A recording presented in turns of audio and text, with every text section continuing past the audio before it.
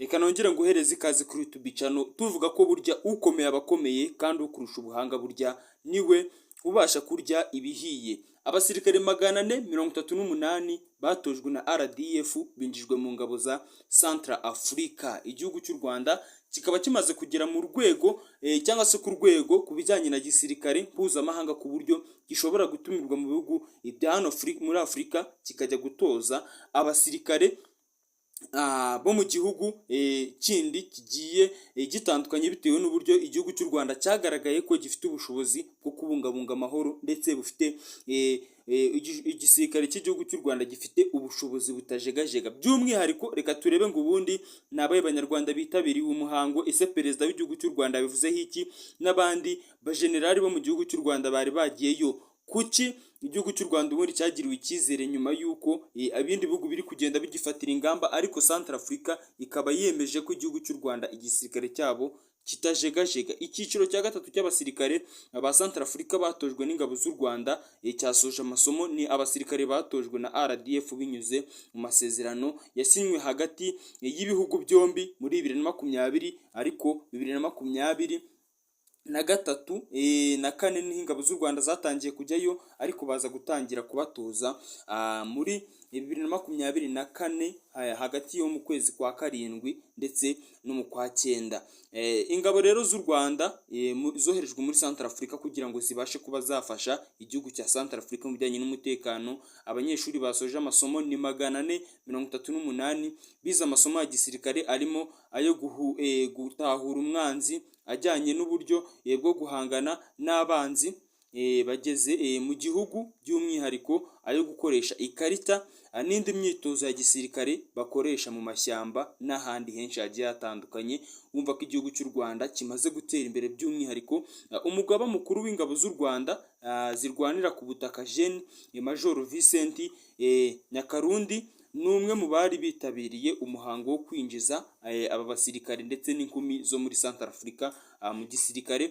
Minisitiri w'intebe wa Central Africa Felix Malowa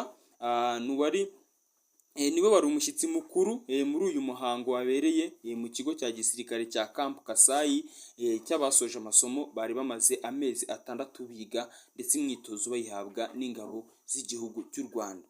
Waziyalo Nzeti umwe mu bakobwa batojwe n'ingabo cyangwa se batojwe n'ingabo z'u Rwanda afite imyaka 19 y'amavuko gusa. Yahisemo kujya mu gisirikare kuko hari hashize igihe kinini mu gihugu cyiwe hari ibibazo by'umwihariko ngo by'umutekano. Reka turebe icyo yavuze. Yagize ati, rero urubyiruko rwari rukenewe no kugira ngo ruteze imbere igihugu.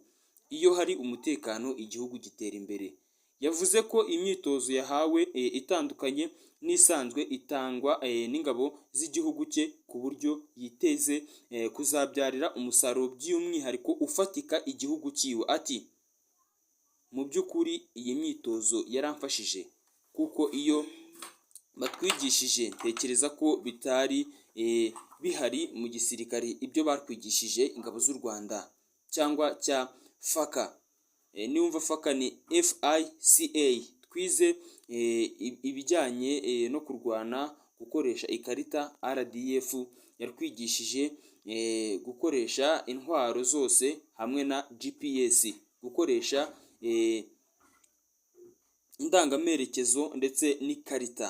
By'umwihariko akaba ari byo bintu bya mbere biranga umusirikare kandi wuzuye. Yongeye ati, nakunze cyane ibyo gukoresha ikarita n'ibijyanye no kurwana. Nzaguma mu gisirikare kuko nkunda ibijyanye n'umutekano. Nzakigumamo nshishikariza n'abandi binjire mu gisirikare kuko umutekano niwo uzi imbere ya byose. Icyo nashimye cyane ni uko ingabo z'u Rwanda ni ikinyabupfura cyazo, umurava n'isuku. Ibi ngibi ni ibintu byanteye motivasiyo, mbona ko igihugu cy'u Rwanda cyateye imbere.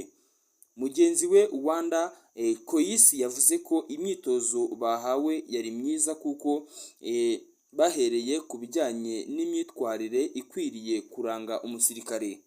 Yagize ati, mu by'ukuri nizeye ko amasomo azadufasha cyane kuko ni amasomo aba akenewe mu kazi ka gisirikare. Ikindi gice cy'ingenzi twize ikijyanye no gukoresha ikarita kuko ntabwo nari narakize mu ishuri, ariko muri aya mahugurwa twarabyize kandi narabimenye neza ku buryo bimfasha.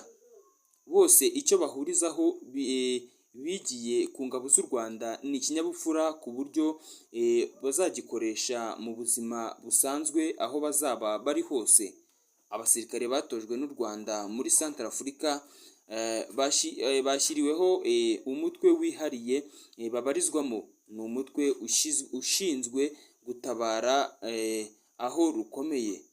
Umugaba mukuru w'ingabo z'u Rwanda zirwanira ku butaka Gen Major Vincent cyangwa General Major Vincent Nyakarundi yavuze ko adashidikanya abahawe amasomo bazakoresha neza barinda igihugu. Ati ndizera ko ubumenyi mwahawe muzabukoresha muhangana n'umwanzi aho kubangamira abaturage mushinzwe kurinda.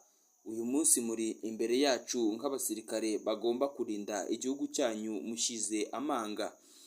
Yavuze ko mu mezi bamaze bahugurwa rwari urugendo rutoroshye, amasaha menshi n'imyitozo asaba ikinyabupfura by'umwihariko nicyo bashyiraga imbere, ariko byose byari bigamije kubategura kuzaba abasirikare bahamye barangwa n'ubutwari. Ibyo bize byose General Major Nyakarundi yavuze ko ari amahame y'ingenzi azabafasha mu buzima bwabo bwose. Yashimye kandi byihariye cyangwa se byimazeyo abakuru b'ibihugu byombi, u Rwanda na Centrafrica, n'ubuyobozi bw'igisirikare cya FICA cyangwa FK. Ni igisirikare cy'u Rwanda ku bufasha bw'ingenzi bwatumye iyi gahunda igera ku ntego zayo. Yashimiye abarimo u Rwanda n'aba FK cyangwa ngo FAC bakoze ibishoboka byose kugira ngo abanyeshuri babone ubumenyi bukwiriye. Yijeje kandi RDF ko izakomeza gufatanya na FK cyangwa igisirikare cya Centrafrica mu guhugura abasirikare. Avuga ko hari abasirikare 158 baherutse guhabwa amasomo yisumbuye mu bya gisirikare, kandi ko mu kwezi gutaha hari gutegurwa n'andi mu bijyanye n'ingabo za Centrafrica batojwe n'u Rwanda. Harimo abakobwa 38 nibo bahawe amasomo. Abasirikare n'inkumi 308,438 nibo bahawe amasomo n'igisirikare cy'u Rwanda. Reka ngushimire ko abanye muri kino kiganiro, ngusaba gukora subscribe kugira tube tubana mu bindi biganiro byinshi